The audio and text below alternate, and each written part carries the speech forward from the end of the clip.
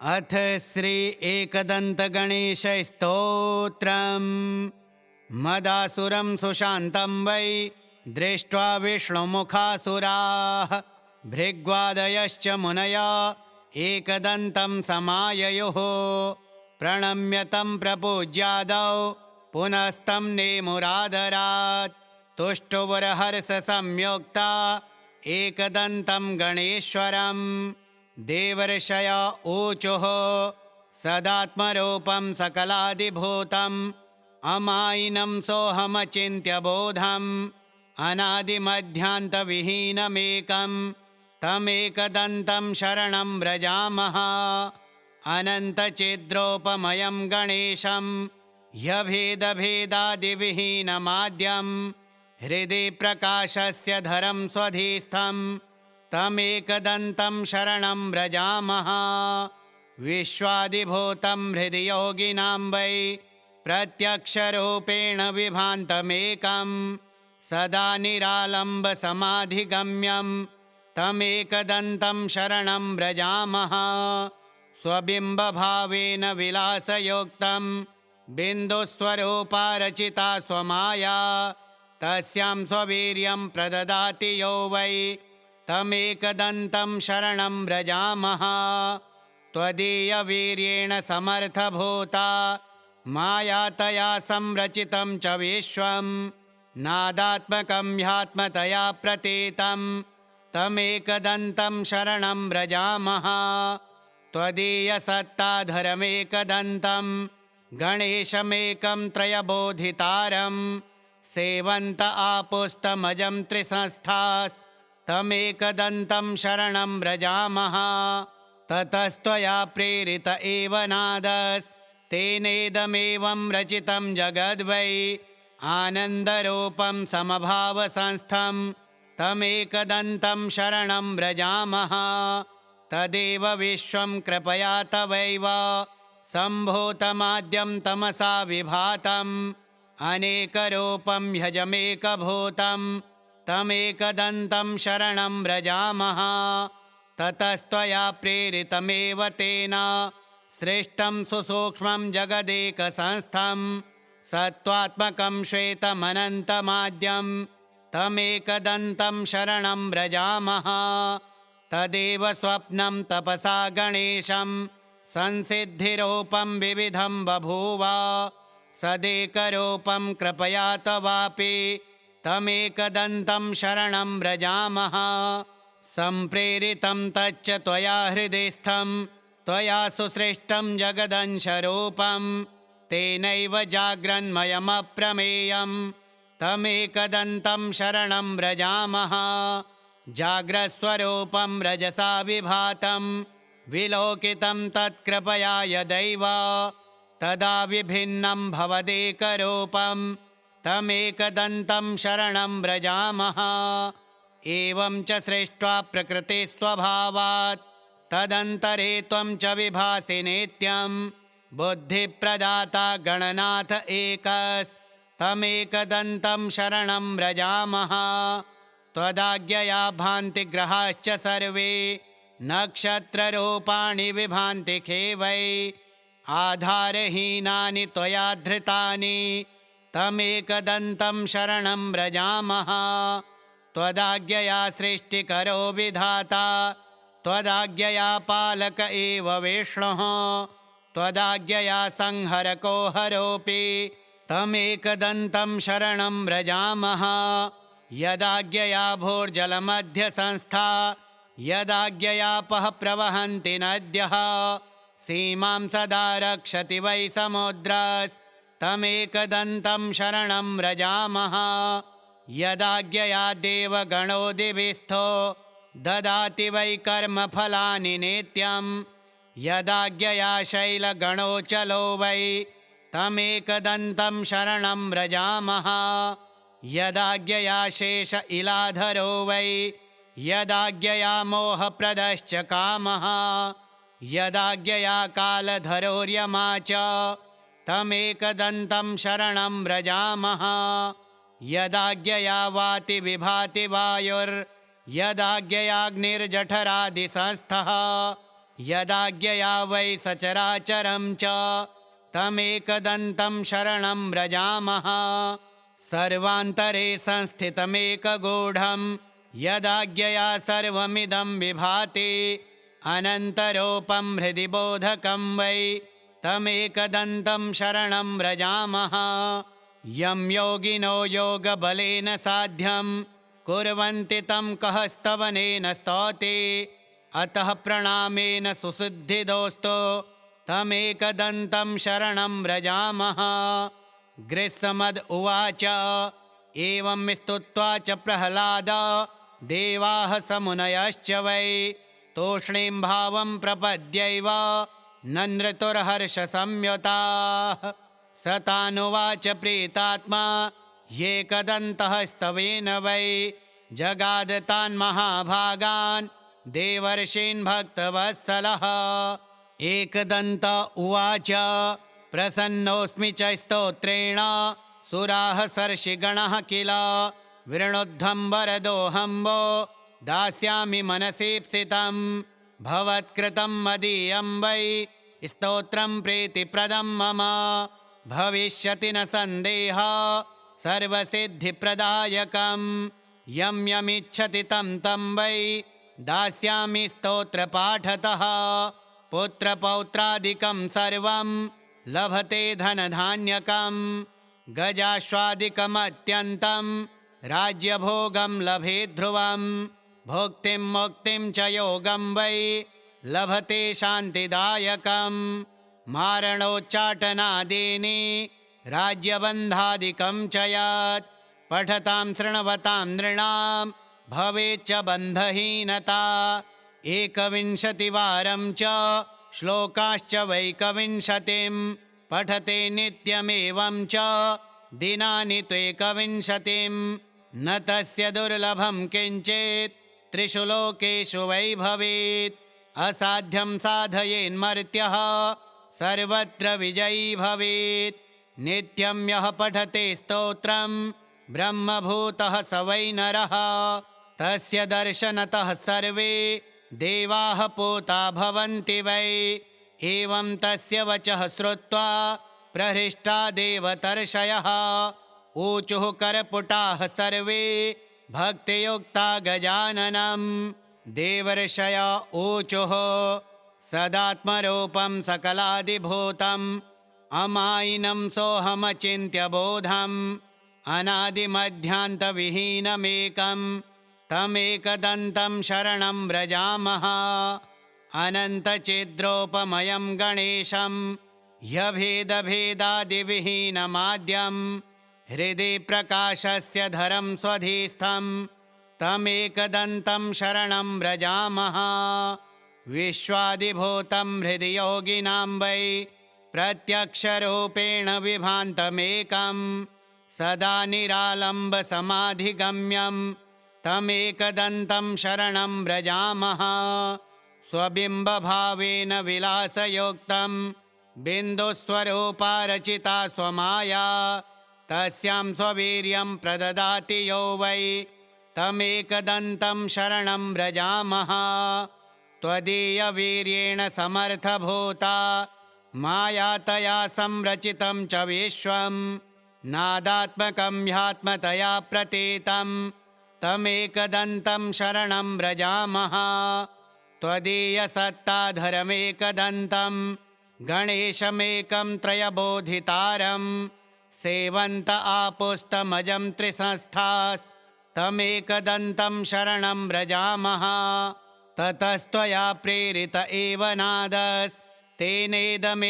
रचितं जगद्वै आनन्दरूपं समभावसंस्थं तमेकदन्तं शरणं व्रजामः। तदेव विश्वं कृपया तवैव सम्भूतमाद्यं तमसा विभातम् अनेकरूपं ह्यजमेकभूतं तमेकदन्तं शरणं व्रजामः। ततस्त्वया प्रेरितमेव तेन सृष्टं सुसूक्ष्मं जगदेकसंस्थं सत्त्वात्मकं श्वेतमनन्तमाद्यं तमेकदन्तं शरणं व्रजामः। तदेव स्वप्नं तपसा गणेशं संसिद्धिरूपं विविधं बभूव सदेकरूपं कृपया तवापि तमेकदन्तं शरणं व्रजामः सम्प्रेरितं तच्च त्वया हृदिस्थं त्वया सुसृष्टं जगदंशरूपं तेनैव जाग्रन्मयमप्रमेयं तमेकदन्तं शरणं व्रजामः जाग्रस्वरूपं रजसा विभातं विलोकितं तत्कृपया यदैव तदा विभिन्नं भवदेकरूपं तमेकदन्तं शरणं व्रजामः एवं च सृष्ट्वा प्रकृतिस्वभावात् तदन्तरे त्वं च विभासि नित्यं बुद्धिप्रदाता गणनाथ एकस्तमेकदन्तं शरणं व्रजामः त्वदाज्ञया भान्ति ग्रहाश्च सर्वे नक्षत्ररूपाणि विभान्ति खेवै आधारहीनानि त्वया धृतानि तमेकदन्तं शरणं व्रजामः त्वदाज्ञया सृष्टिकरो विधाता त्वदाज्ञया पालक एव विष्णुः त्वदाज्ञया संहरको हरोऽपि तमेकदन्तं शरणं व्रजामः यदाज्ञया भूर्जलमध्यसंस्था यदाज्ञयापः प्रवहन्ति नद्यः सीमां सदा रक्षति वै समुद्रस्तमेकदन्तं शरणं व्रजामः यदाज्ञया देवगणो दिविस्थो ददाति वै कर्मफलानि नित्यं यदाज्ञया शैलगणो चलो वै तमेकदन्तं शरणं व्रजामः यदाज्ञया शेष इलाधरो वै यदाज्ञया मोहप्रदश्च कामः यदाज्ञया कालधरोर्यमा च तमेकदन्तं शरणं व्रजामः यदाज्ञया वाति विभाति वायुर्यदाज्ञयाग्निर्जठरादिसंस्थः यदाज्ञया वै सचराचरं च तमेकदन्तं शरणं व्रजामः सर्वान्तरे संस्थितमेकगूढं यदाज्ञया सर्वमिदं विभाति अनन्तरूपं हृदि बोधकं वै तमेकदन्तं शरणं व्रजामः यं योगिनो योगबलेन साध्यं कुर्वन्ति तं कः स्तवनेन स्तौति अतः प्रणामेन सुसिद्धिदोस्तु तमेकदन्तं शरणं व्रजामः गृत्समद उवाच एवं स्तुत्वा च प्रह्लाद देवाः समुनयश्च वै तूष्णीं भावं प्रपद्यैव ननृतुर्हर्षसंयुताः स तानुवाच प्रीतात्मा एकदन्तः स्तवेन वै जगाद तान् महाभागान् देवर्षीन् भक्तवत्सलः एकदन्त उवाच प्रसन्नोऽस्मि च स्तोत्रेण सुराः सर्षिगणः किल वृणुद्धं वरदोऽहं वो दास्यामि मनसीप्सितं भवत्कृतं मदीयं वै स्तोत्रं प्रीतिप्रदं मम भविष्यति न सन्देहः सर्वसिद्धिप्रदायकं यं यमिच्छति तं तं वै दास्यामि स्तोत्रपाठतः पुत्रपौत्रादिकं सर्वं लभते धनधान्यकं गजाश्वादिकमत्यन्तं राज्यभोगं लभेत् ध्रुवं भुक्तिं मुक्तिं च योगं वै लभते शान्तिदायकं मारणोच्चाटनादीनि राज्यबन्धादिकं च यत् पठतां शृण्वतां नृणां भवेच्च बन्धहीनता एकविंशतिवारं च श्लोकाश्च वैकविंशतिं पठते नित्यमेवं च दिनानि त्वेकविंशतिं न तस्य दुर्लभं किञ्चित् त्रिषु लोकेषु वै भवेत् असाध्यं साधयेन्मर्त्यः सर्वत्र विजयी भवेत् नित्यं यः पठते स्तोत्रं ब्रह्मभूतः स वै नरः तस्य दर्शनतः सर्वे देवाः पूता भवन्ति वै एवं तस्य वचः श्रुत्वा प्रहृष्टा देवतर्षयः ऊचुः करपुटाः सर्वे भक्तियुक्ता गजाननं देवर्षय ऊचुः सदात्मरूपं सकलादिभूतम्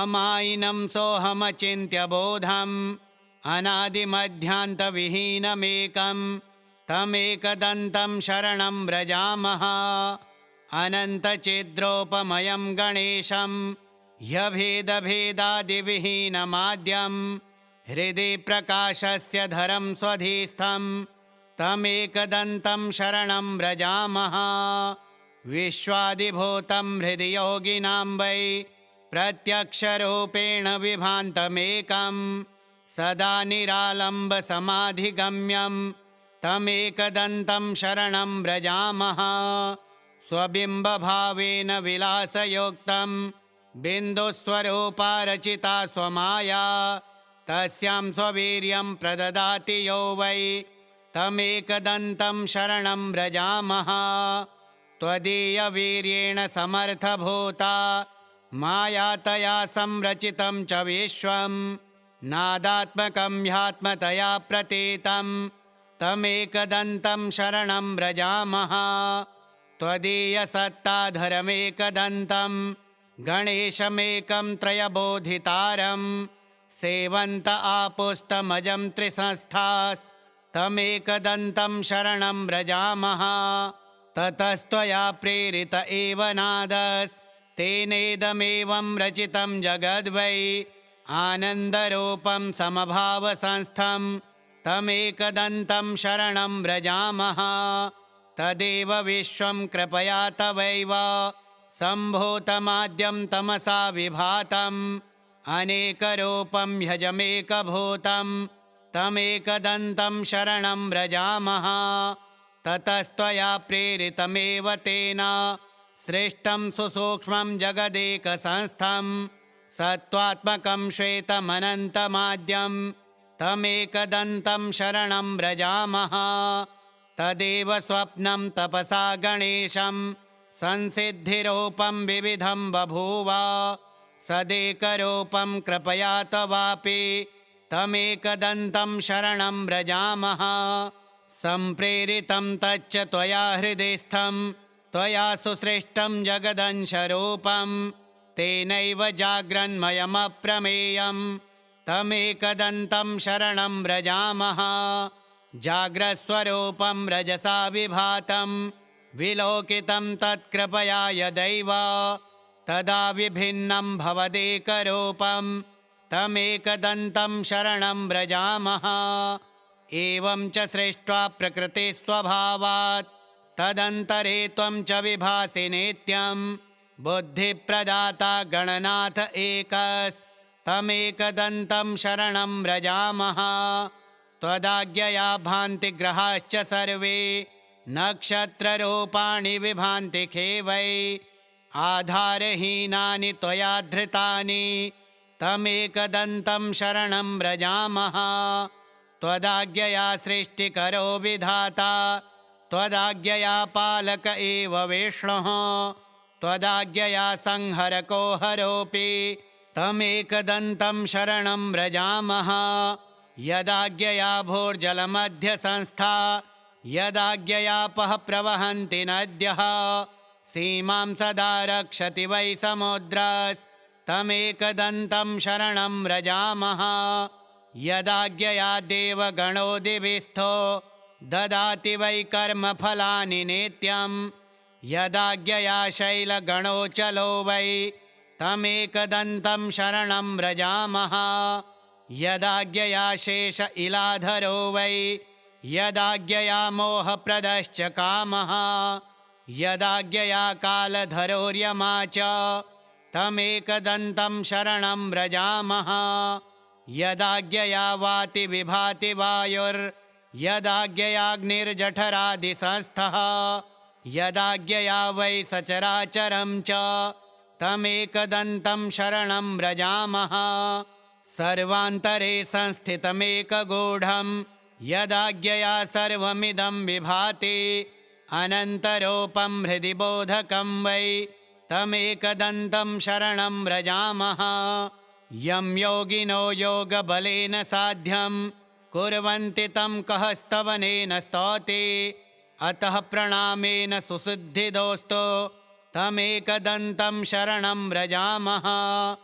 गृत्समद उवाच एवं स्तुत्वा च प्रह्लाद देवाः समुनयश्च वै तूष्णीं भावं प्रपद्यैव ननृतुर्हर्षसंयुताः। स तानुवाच प्रीतात्मा ह्येकदन्तः स्तवेन वै जगाद तान् महाभागान् देवर्षीन् भक्तवत्सलः। एकदन्त उवाच प्रसन्नोऽस्मि च स्तोत्रेण सुराः सर्षिगणः किल वृणुद्धं वरदोऽहं वो दास्यामि मनसीप्सितं भवत्कृतं मदीयं वै स्तोत्रं प्रीतिप्रदं मम भविष्यति न सन्देहः सर्वसिद्धिप्रदायकं यं यमिच्छति तं तं वै दास्यामि स्तोत्रपाठतः पुत्रपौत्रादिकं सर्वं लभते धनधान्यकं गजाश्वादिकमत्यन्तं राज्यभोगं लभेत् ध्रुवं भुक्तिं मुक्तिं च योगं वै लभते शान्तिदायकं मारणोच्चाटनादीनि राज्यबन्धादिकं च यत् पठतां शृण्वतां नृणां भवेच्च बन्धहीनता। एकविंशतिवारं च श्लोकाश्च वैकविंशतिं पठते नित्यमेवं च दिनानि त्वेकविंशतिं न तस्य दुर्लभं किञ्चित् त्रिषु लोकेषु वै भवेत् असाध्यं साधयेन्मर्त्यः सर्वत्र विजयी भवेत्। नित्यं यः पठते स्तोत्रं ब्रह्मभूतः स वै नरः तस्य दर्शनतः सर्वे देवाः पूता भवन्ति वै। एवं तस्य वचः श्रुत्वा प्रहृष्टा देवतर्षयः ऊचुः करपुटाः सर्वे भक्तियुक्ता गजाननं। देवर्षय ऊचुः सदात्मरूपं सकलादिभूतम् अमायिनं सोऽहमचिन्त्य बोधम् अनादिमध्यान्तविहीनमेकं तमेकदन्तं शरणं व्रजामः।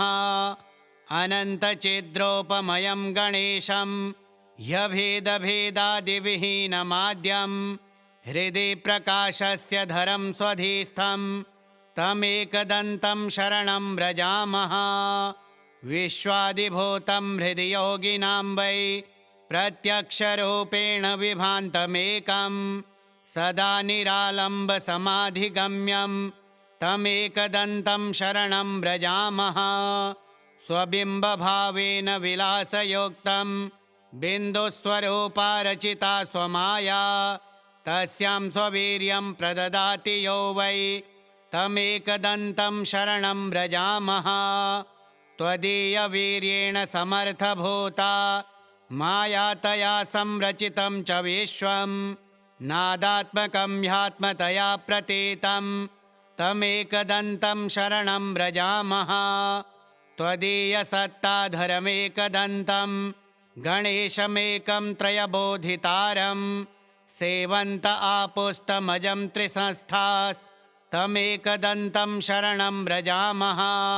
ततस्त्वया प्रेरित एव नादस्तेनेदमेवं रचितं जगद्वै आनन्दरूपं समभावसंस्थं तमेकदन्तं शरणं व्रजामः। तदेव विश्वं कृपया तवैव सम्भूतमाद्यं तमसा विभातम् अनेकरूपं ह्यजमेकभूतं तमेकदन्तं शरणं व्रजामः। ततस्त्वया प्रेरितमेव तेन सृष्टं सुसूक्ष्मं जगदेकसंस्थं सत्त्वात्मकं श्वेतमनन्तमाद्यं तमेकदन्तं शरणं व्रजामः।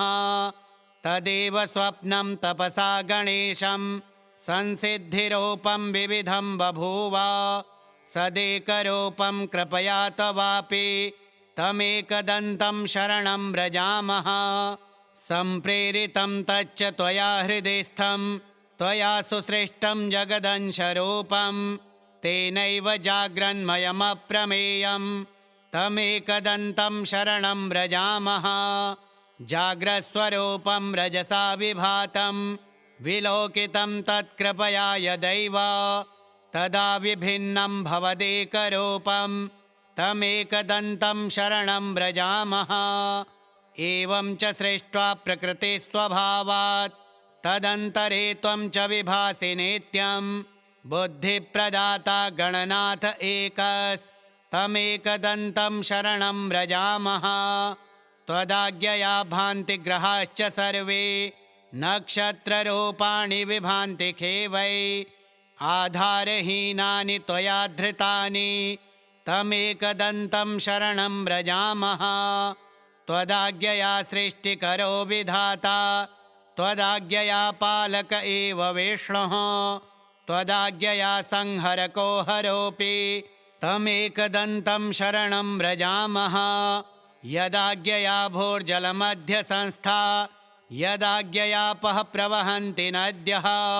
सीमां सदा रक्षति वै समुद्रस्तमेकदन्तं शरणं व्रजामः। यदाज्ञया देवगणो दिविस्थो ददाति वै कर्मफलानि नित्यं। यदाज्ञया शैलगणोऽचलो वै तमेकदन्तं शरणं व्रजामः। यदाज्ञया शेष इलाधरो वै यदाज्ञया मोहप्रदश्च कामः। यदाज्ञया कालधरोर्यमा च तमेकदन्तं शरणं व्रजामः। यदाज्ञया वाति विभाति वायुर्यदाज्ञयाग्निर्जठरादिसंस्थः। यदाज्ञया वै सचराचरं च तमेकदन्तं शरणं व्रजामः। सर्वान्तरे संस्थितमेकगूढं यदाज्ञया सर्वमिदं विभाति। अनन्तरूपं हृदि बोधकं वै तमेकदन्तं शरणं व्रजामः। यं योगिनो योगबलेन साध्यं कुर्वन्ति तं कः स्तवनेन स्तौति। अतः प्रणामेन सुसिद्धिदोस्तु तमेकदन्तं शरणं व्रजामः।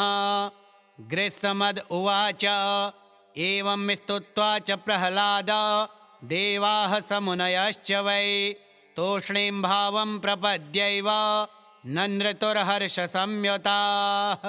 स तानुवाच प्रीतात्मा ह्येकदन्तः स्तवेन वै जगाद तान् महाभागान् देवर्षीन् भक्तवत्सलः। एकदन्त उवाच प्रसन्नोऽस्मि च स्तोत्रेण सुराः सर्षिगणः किल वृणुद्धं वरदोऽहं वो दास्यामि मनसीप्सितं। भवत्कृतं मदीयं वै स्तोत्रं प्रीतिप्रदं मम भविष्यति न सन्देहः सर्वसिद्धिप्रदायकं। यं यमिच्छति तं तं वै दास्यामि स्तोत्रपाठतः। पुत्रपौत्रादिकं सर्वं लभते धनधान्यकं। गजाश्वादिकमत्यन्तं राज्यभोगं लभे ध्रुवं। भुक्तिं मुक्तिं च योगं वै लभते शान्तिदायकं। मारणोच्चाटनादीनि राज्यबन्धादिकं च यत् पठतां शृण्वतां नृणां भवेच्च बन्धहीनता। एकविंशतिवारं च श्लोकाश्च वैकविंशतिं पठते नित्यमेवं च दिनानि त्वेकविंशतिं। न तस्य दुर्लभं किञ्चित् त्रिषु लोकेषु वै भवेत्। असाध्यं साधयेन्मर्त्यः सर्वत्र विजयी भवेत्। नित्यं यः पठते स्तोत्रं ब्रह्मभूतः स वै नरः। तस्य दर्शनतः सर्वे देवाः पूता भवन्ति वै। एवं तस्य वचः श्रुत्वा प्रहृष्टा देवतर्षयः ऊचुः करपुटाः सर्वे भक्तियुक्ता गजाननं। देवर्षय ऊचुः सदात्मरूपं सकलादिभूतम् अमायिनं सोऽहमचिन्त्य बोधम्। अनादिमध्यान्तविहीनमेकं तमेकदन्तं शरणं व्रजामः। अनन्तचिद्रोपमयं गणेशं ह्यभेदभेदादिविहीनमाद्यं हृदि प्रकाशस्य धरं स्वधीस्थं तमेकदन्तं शरणं व्रजामः। विश्वादिभूतं हृदि योगिनां वै प्रत्यक्षरूपेण विभान्तमेकं सदा निरालम्बसमाधिगम्यं तमेकदन्तं शरणं व्रजामः स्वबिम्बभावेन विलासयोक्तं बिन्दुस्वरूपा रचिता स्वमाया तस्यां स्ववीर्यं प्रददाति यो वै तमेकदन्तं शरणं व्रजामः त्वदीयवीर्येण समर्थभूता माया तया संरचितं च विश्वं नादात्मकं ह्यात्मतया प्रतीतं तमेकदन्तं शरणं व्रजामः त्वदीयसत्ताधरमेकदन्तं गणेशमेकं त्रयबोधितारं सेवन्त आपुस्तमजं त्रिसंस्थास्तमेकदन्तं शरणं व्रजामः ततस्त्वया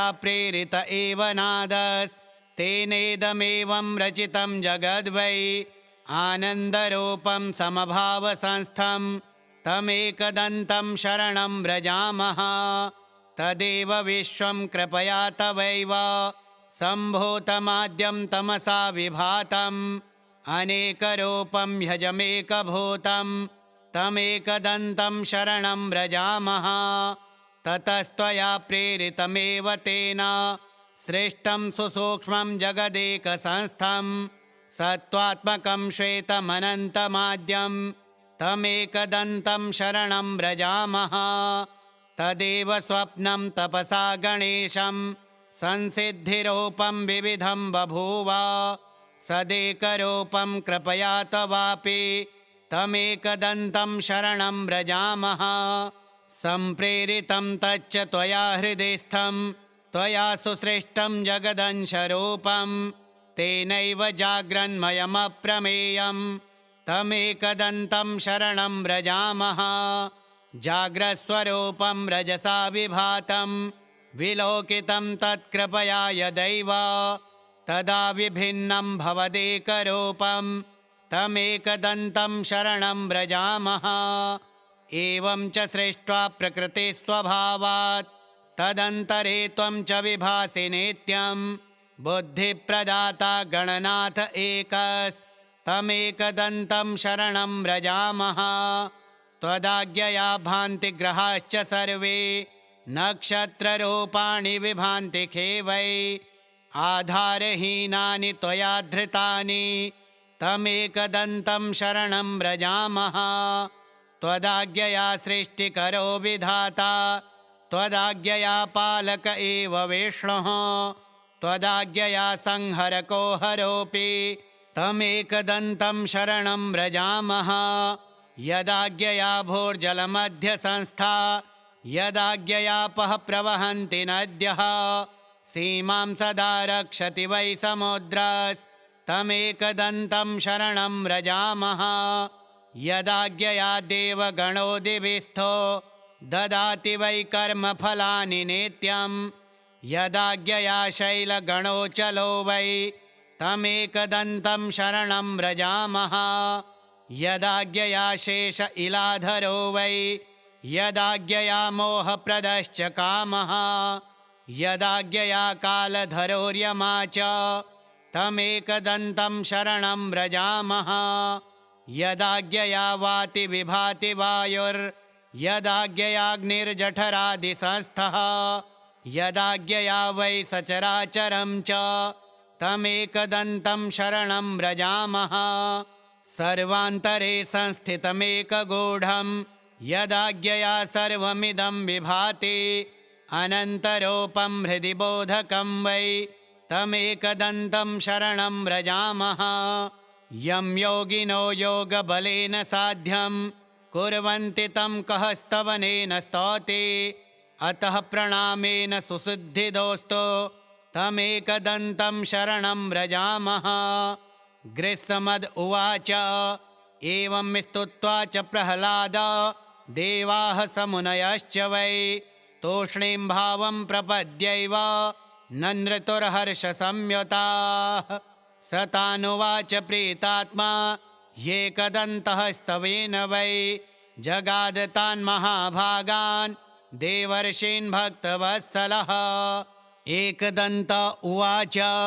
प्रसन्नोऽस्मि च स्तोत्रेण सुराः सर्षिगणः किल वृणोद्धं वरदोऽहं वो दास्यामि मनसीप्सितं भवत्कृतं मदीयं वै स्तोत्रं प्रीतिप्रदं मम भविष्यति न सन्देहः सर्वसिद्धिप्रदायकं यं यमिच्छति तं तं वै दास्यामि स्तोत्रपाठतः पुत्रपौत्रादिकं सर्वं लभते धनधान्यकं गजाश्वादिकमत्यन्तं राज्यभोगं लभे ध्रुवं भुक्तिं मुक्तिं च योगं वै लभते शान्तिदायकं मारणोच्चाटनादीनि राज्यबन्धादिकं च यत् पठतां शृण्वतां नृणां भवेच्च बन्धहीनता एकविंशतिवारं च श्लोकाश्च वैकविंशतिं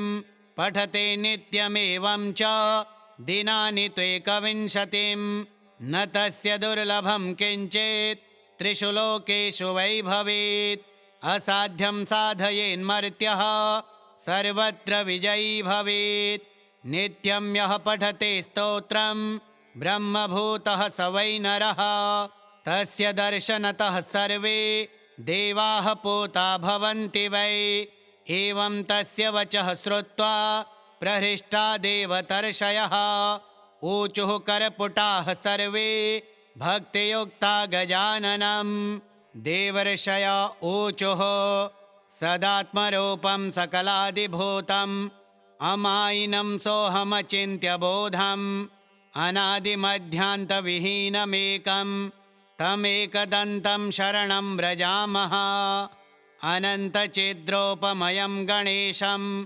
ह्यभेदभेदादिविहीनमाद्यं हृदि प्रकाशस्य धरं स्वधीस्थं तमेकदन्तं शरणं व्रजामः विश्वादिभूतं हृदि योगिनां वै प्रत्यक्षरूपेण विभान्तमेकं सदा निरालम्बसमाधिगम्यं तमेकदन्तं शरणं व्रजामः स्वबिम्बभावेन विलासयुक्तं बिन्दुस्वरूपा रचिता स्वमाया तस्यां स्ववीर्यं प्रददाति यो वै तमेकदन्तं शरणं व्रजामः त्वदीयवीर्येण समर्थभूता माया तया संरचितं च विश्वं नादात्मकं ह्यात्मतया प्रतीतं तमेकदन्तं शरणं व्रजामः त्वदीयसत्ताधरमेकदन्तं गणेशमेकं त्रयबोधितारं सेवन्त आपुस्तमजं त्रिसंस्थास्तमेकदन्तं शरणं व्रजामः ततस्त्वया प्रेरित एव नादस्तेनेदमेवं रचितं जगद्वै आनन्दरूपं समभावसंस्थं तमेकदन्तं शरणं व्रजामः तदेव विश्वं कृपया तवैव सम्भूतमाद्यं तमसा विभातम् अनेकरूपं ह्यजमेकभूतं तमेकदन्तं शरणं व्रजामः ततस्त्वया प्रेरितमेव तेन सृष्टं सुसूक्ष्मं जगदेकसंस्थं सत्त्वात्मकं श्वेतमनन्तमाद्यं तमेकदन्तं शरणं व्रजामः तदेव स्वप्नं तपसा गणेशं संसिद्धिरूपं विविधं बभूव सदेकरूपं कृपया तवापि तमेकदन्तं शरणं व्रजामः सम्प्रेरितं तच्च त्वया हृदिस्थं त्वया सुसृष्टं जगदंशरूपं तेनैव जाग्रन्मयमप्रमेयं तमेकदन्तं शरणं व्रजामः जाग्रस्वरूपं रजसा विभातं विलोकितं तत्कृपया यदैव तदा विभिन्नं भवदेकरूपं तमेकदन्तं शरणं व्रजामः एवं च सृष्ट्वा प्रकृतिस्वभावात् तदन्तरे त्वं च विभासि नित्यं बुद्धिप्रदाता गणनाथ एकस्तमेकदन्तं शरणं व्रजामः त्वदाज्ञया भान्ति ग्रहाश्च सर्वे नक्षत्ररूपाणि विभान्ति खे वै आधारहीनानि त्वया धृतानि तमेकदन्तं शरणं व्रजामः। त्वदाज्ञया सृष्टिकरो विधाता त्वदाज्ञया पालक एव विष्णुः त्वदाज्ञया संहरको हरोऽपि तमेकदन्तं शरणं व्रजामः। यदाज्ञया भूर्जलमध्यसंस्था यदाज्ञयापः प्रवहन्ति नद्यः सीमां सदा रक्षति वै समुद्रस्तमेकदन्तं शरणं व्रजामः। यदाज्ञया देवगणो दिविस्थो ददाति वै कर्मफलानि नित्यं यदाज्ञया शैलगणो चलो वै तमेकदन्तं शरणं व्रजामः। यदाज्ञया शेष इलाधरो वै यदाज्ञया मोहप्रदश्च कामः यदाज्ञया कालधरोर्यमा च तमेकदन्तं शरणं व्रजामः। यदाज्ञया वाति विभाति वायुर्यदाज्ञयाग्निर्जठरादिसंस्थः यदाज्ञया वै सचराचरं च तमेकदन्तं शरणं व्रजामः। सर्वान्तरे संस्थितमेकगूढं यदाज्ञया सर्वमिदं विभाति अनन्तरूपं हृदि बोधकं वै तमेकदन्तं शरणं व्रजामः। यं योगिनो योगबलेन साध्यं कुर्वन्ति तं कः स्तवनेन स्तौति अतः प्रणामेन सुसिद्धिदोस्तु तमेकदन्तं शरणं व्रजामः। गृत्समद उवाच एवं स्तुत्वा च प्रह्लाद देवाः समुनयश्च वै तूष्णीं भावं प्रपद्यैव ननृतुर्हर्षसंयुताः। स तानुवाच प्रीतात्मा एकदन्तः स्तवेन वै जगादतान् महाभागान् देवर्षीन् भक्तवत्सलः।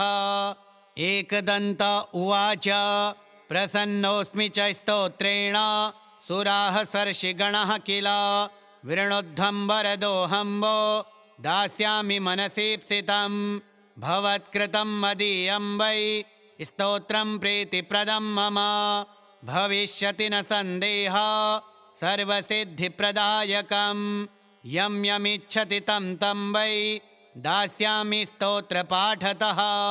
पुत्रपौत्रादिकं सर्वं लभते धनधान्यकं गजाश्वादिकमत्यन्तं राज्यभोगं लभे ध्रुवं भुक्तिं मुक्तिं च योगं वै लभते शान्तिदायकं मारणोच्चाटनादीनि राज्यबन्धादिकं च यत् पठतां शृण्वतां नृणां भवेच्च बन्धहीनता।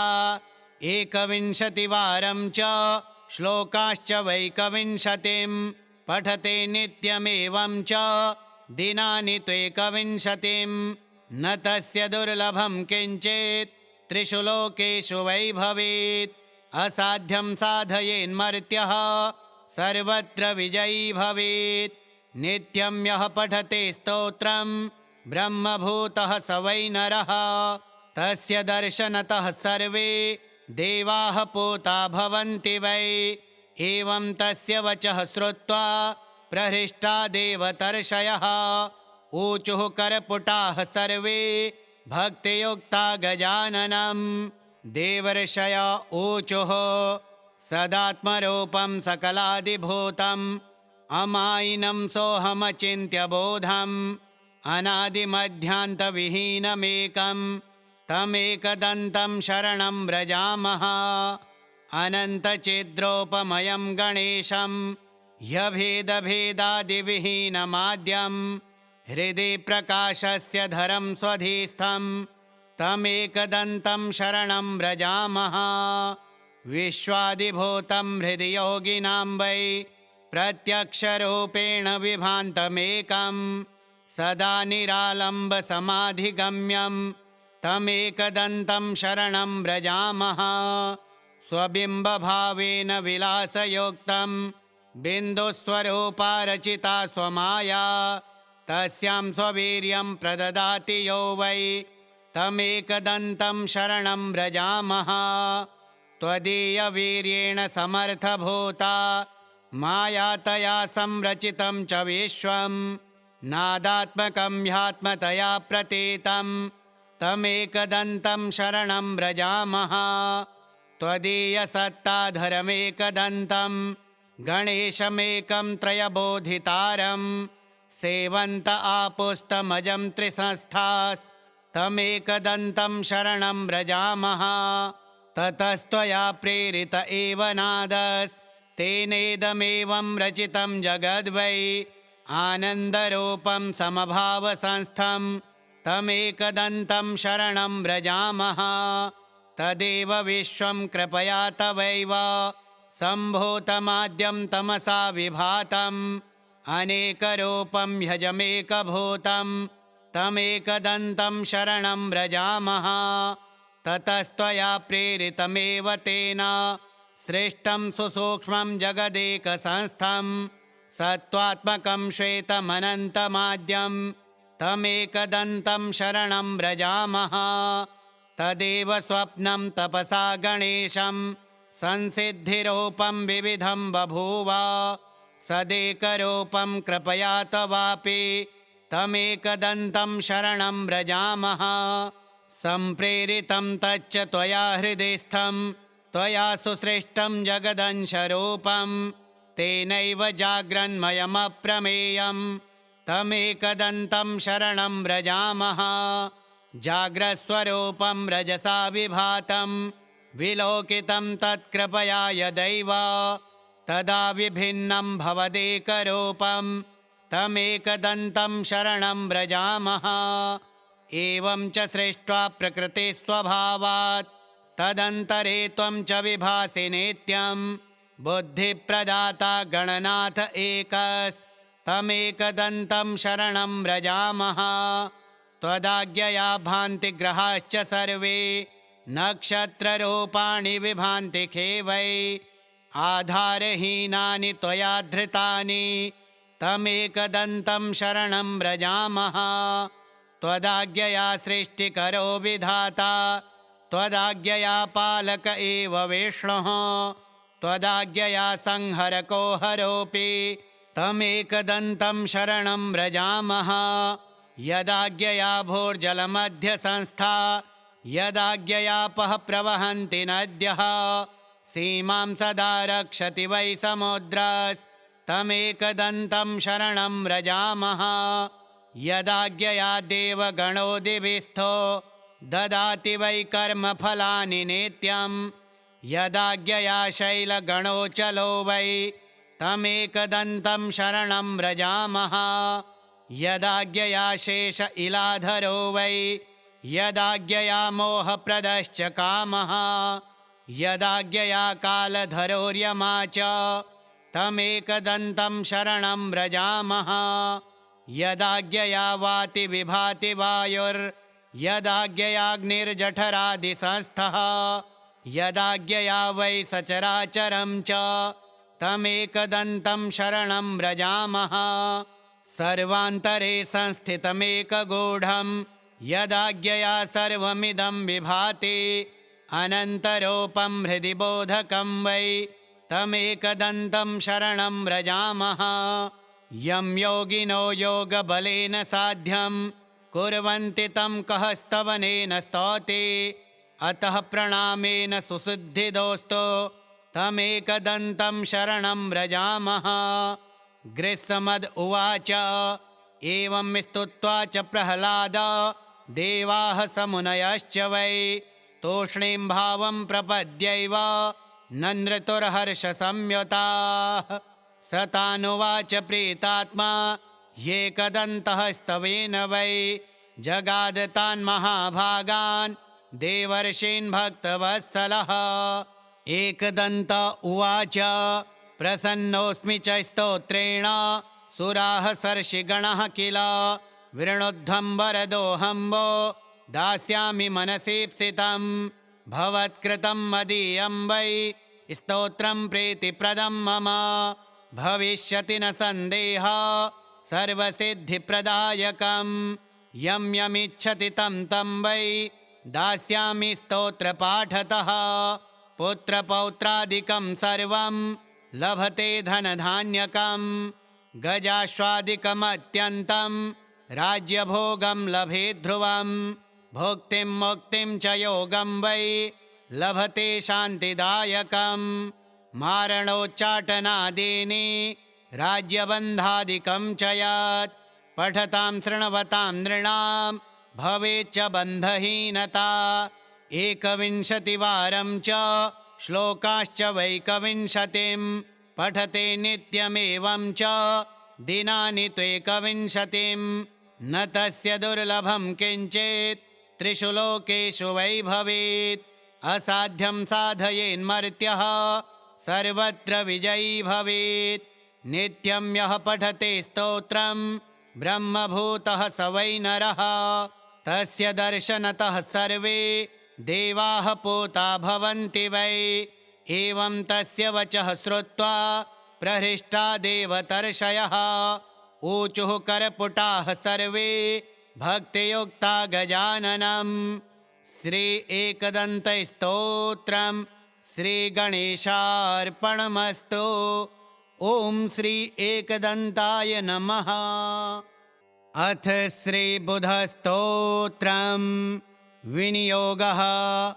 अस्य श्रीबुधस्तोत्रमहामन्त्रस्य श्रीवसिष्ठऋषिः अनुष्टुप् छन्दः।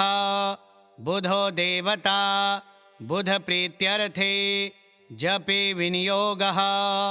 ध्यानं भुजश्चतुर्भिर्वरदाभयासि गदं वहन्तं सुमुखं प्रशान्तं पीतप्रभं चन्द्रसुतं सुरेढ्यं सिंहे निषण्णं बुधमाश्रयामि। पीताम्बरः पीतवपुः पीतध्वजरथस्थितः पीयूषरश्मितनयः पातु मां सर्वदा बुधः। सिंहवाहं सिद्धनुतं सौम्यं सौम्यगुणान्वितं सोमसूनुं सुराराध्यं सर्वदं सौम्यमाश्रये। बुधं बुद्धिप्रदातारं बाणबाणासनोज्ज्वलं भद्रप्रदं भीतिहरं भक्तपालनमाश्रये। आत्रेयगोत्रसञ्जाता माश्रितार्तिनिवारणम् आदितेयकुलाराध्य माशु सिद्धिदमाश्रये। कलानिधितनोजातं करुणारसवारिधिं कल्याणदायिनं नित्यं कन्याराश्यधिपं भजे। मन्दस्मितमुखाम्भोजं मन्मथायुतसुन्दरं मिथुनाधीशमनघं मृगाङ्कतनयं भजे। चतुर्भुजं चारुरूपं चराचरजगत्प्रभुं चर्मखड्गधरं वन्दे चन्द्रग्रहतनोभवं। पञ्चास्यवाहनगतं पञ्चपातकनाशनं पीतगन्धं पीतमाल्यं बुधं बुधनुतं भजे। बुधस्तोत्रमिदं गुह्यं वसिष्ठेनोदितं पुरा यः पठेत् शृणुयाद्वापि सर्वाभीष्टमवाप्नुयात्। पीताम्बरः पीतवपुः पीतध्वजरथस्थितः पीयूषरश्मितनयः पातु मां सर्वदा बुधः। सिंहवाहं सिद्धनुतं सौम्यं सौम्यगुणान्वितं सोमसूनुं सुराराध्यं सर्वदं सौम्यमाश्रये। बुधं बुद्धिप्रदातारं बाणबाणासनोज्ज्वलं भद्रप्रदं भीतिहरं भक्तपालनमाश्रये। आत्रेयगोत्रसञ्जाता माश्रितार्तिनिवारणम् आदितेयकुलाराध्य माशु सिद्धिदमाश्रये। कलानिधितनोजातं करुणारसवारिधिं कल्याणदायिनं नित्यं कन्याराश्यधिपं भजे। मन्दस्मितमुखाम्भोजं मन्मथायुतसुन्दरं मिथुनाधीशमनघं मृगाङ्कतनयं भजे। चतुर्भुजं चारुरूपं चराचरजगत्प्रभुं चर्मखड्गधरं वन्दे चन्द्रग्रहतनोभवं पञ्चास्य वाहनगतं पञ्चपातकनाशनं पीतगन्धं पीतमाल्यं बुधं बुधनुतं भजे। बुधस्तोत्रमिदं गुह्यं वसिष्ठेनोदितं पुरा। यः पठेत् शृणुयाद्वापि सर्वाभीष्टमवाप्नुयात्। पीताम्बरः पीतवपुः पीतध्वजरथस्थितः पीयूषरश्मितनयः पातु मां सर्वदा बुधः। सिंहवाहं सिद्धनुतं सौम्यं सौम्यगुणान्वितं सोमसूनुं सुराराध्यं सर्वदं सौम्यमाश्रये। बुधं बुद्धिप्रदातारं बाणबाणासनोज्ज्वलं भद्रप्रदं भीतिहरं भक्तपालनमाश्रये। आत्रेयगोत्रसञ्जाता माश्रितार्तिनिवारणम् आदितेयकुलाराध्य माशु सिद्धिदमाश्रये। कलानिधितनोजातं करुणारसवारिधिं कल्याणदायिनं नित्यं कन्याराश्यधिपं भजे। मन्दस्मितमुखाम्भोजं मन्मथायुतसुन्दरं मिथुनाधीशमनघं मृगाङ्कतनयं भजे।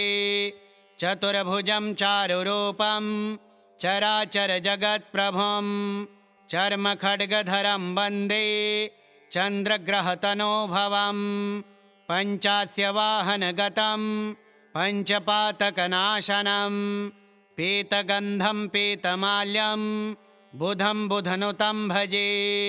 बुधस्तोत्रमिदं गुह्यं वसिष्ठेनोदितं पुरा। यः पठेत् शृणुयाद्वापि सर्वाभीष्टमवाप्नुयात्। पीताम्बरः पीतवपुः पीतध्वजरथस्थितः पीयूषरश्मितनयः पातु मां सर्वदा बुधः। सिंहवाहं सिद्धनुतं सौम्यं सौम्यगुणान्वितं सोमसूनुं सुराराध्यं सर्वदं सौम्यमाश्रये। बुधं बुद्धिप्रदातारं बाणबाणासनोज्ज्वलं भद्रप्रदं भीतिहरं भक्तपालनमाश्रये। आत्रेयगोत्रसञ्जाता माश्रितार्तिनिवारणम् आदितेयकुलाराध्य माशु सिद्धिदमाश्रये। कलानिधितनोजातं करुणारसवारिधिं कल्याणदायिनं नित्यं कन्याराश्यधिपं भजे। मन्दस्मितमुखाम्भोजं मन्मथायुतसुन्दरं मिथुनाधीशमनघं मृगाङ्कतनयं भजे। चतुर्भुजं चारुरूपं चराचरजगत्प्रभुं चर्मखड्गधरं वन्दे चन्द्रग्रहतनोभवं पञ्चास्य वाहनगतं पञ्चपातकनाशनं पीतगन्धं पीतमाल्यं बुधं बुधनुतं भजे। बुधस्तोत्रमिदं गुह्यं वसिष्ठेनोदितं पुरा। यः पठेत् शृणुयाद्वापि सर्वाभीष्टमवाप्नुयात्। पीताम्बरः पीतवपुः पीतध्वजरथस्थितः पीयूषरश्मितनयः पातु मां सर्वदा बुधः। सिंहवाहं सिद्धनुतं सौम्यं सौम्यगुणान्वितं सोमसूनुं सुराराध्यं सर्वदं सौम्यमाश्रये। बुधं बुद्धिप्रदातारं बाणबाणासनोज्ज्वलं भद्रप्रदं भीतिहरं भक्तपालनमाश्रये। आत्रेयगोत्रसञ्जाता माश्रितार्तिनिवारणम् आदितेयकुलाराध्य माशु सिद्धिदमाश्रये। कलानिधितनोजातं करुणारसवारिधिं कल्याणदायिनं नित्यं कन्याराश्यधिपं भजे।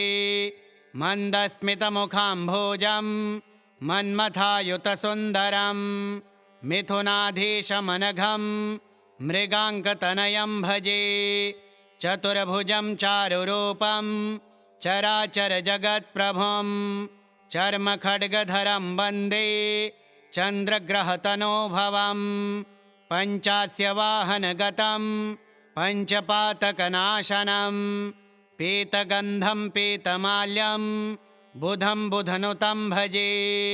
बुधस्तोत्रमिदं गुह्यं वसिष्ठेनोदितं पुरा यः पठेत् शृणुयाद्वापि सर्वाभीष्टमवाप्नुयात्। पीताम्बरः पीतवपुः पीतध्वजरथस्थितः पीयूषरश्मितनयः पातु मां सर्वदा बुधः। सिंहवाहं सिद्धनुतं सौम्यं सौम्यगुणान्वितं सोमसूनुं सुराराध्यं सर्वदं सौम्यमाश्रये।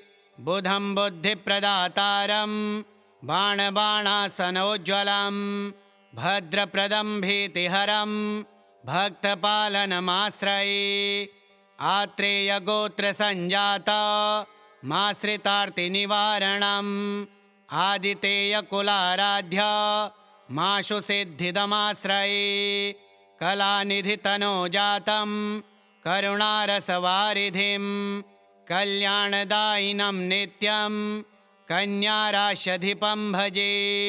मन्दस्मितमुखाम्भोजं मन्मथायुतसुन्दरं मिथुनाधीशमनघं मृगाङ्कतनयं भजे। चतुर्भुजं चारुरूपं चराचरजगत्प्रभुं चर्मखड्गधरं वन्दे चन्द्रग्रहतनोभवं पञ्चास्य वाहनगतं पञ्चपातकनाशनं पीतगन्धं पीतमाल्यं बुधं बुधनुतं भजे।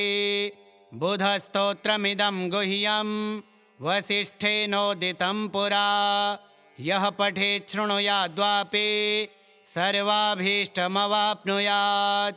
पीताम्बरः पीतवपुः पीतध्वजरथस्थितः पीयूषरश्मितनयः पातु मां सर्वदा बुधः।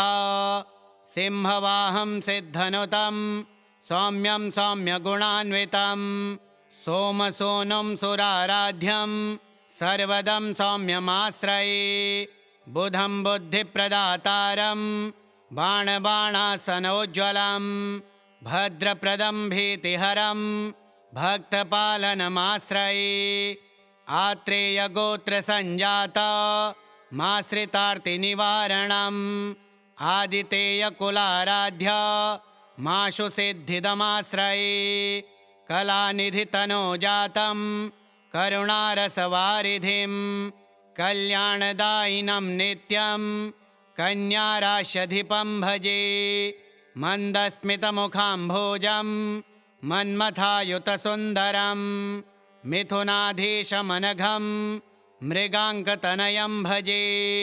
चतुर्भुजं चारुरूपं चराचरजगत्प्रभुं चर्मखड्गधरं वन्दे चन्द्रग्रहतनोभवं पञ्चास्य वाहनगतं पञ्चपातकनाशनं पीतगन्धं पीतमाल्यं बुधं बुधनुतं भजे।